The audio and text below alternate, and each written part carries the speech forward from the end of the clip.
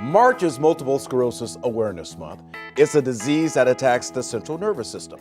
But a local athlete isn't letting MS stop her from reaching her dream. In fact, she's blazing a trail in hopes of becoming the first woman ever to play on a men's team at the Paralympics.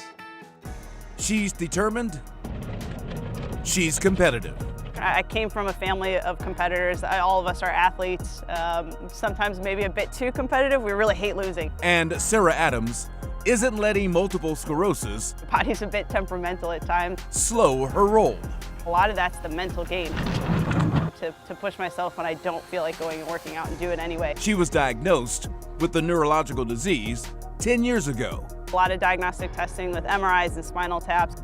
but the symptoms came The first thing that I noticed was some numbness and weakness in my hand, and that was all through high school, but I had attributed it to some other things. long before the reality set in. I think that initial was denial, that's not what I have, or maybe even if it was, it wasn't going to change my life. She's now in a wheelchair, Walking got a little bit more difficult, fallen a lot, which is embarrassing. but these days, Sarah Adams not only gets around, she plays one of the toughest sports on wheels.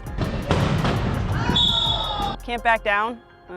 Go out there and take the hits and give the hits. And the professor of occupational therapy plays against the men You have to play with a little attitude. as a member of the U.S. wheelchair rugby team.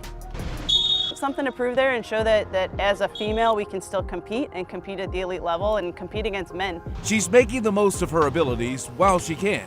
My life didn't have to be less than because I have an MS diagnosis. Sarah Adams doesn't feel sorry for her circumstances. Finding the appreciation and the ability to continue to do what I want to do every day, knowing that can kind of be stripped away from me at any moment. Instead, And this may be my only Paralympics that I get a chance to compete in. she's looking to represent on the world stage in Paris and show others the possibilities.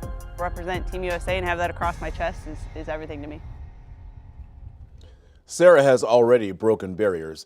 Back in 2022, she became one of the first women ever to play in the Wheelchair Rugby World Championships.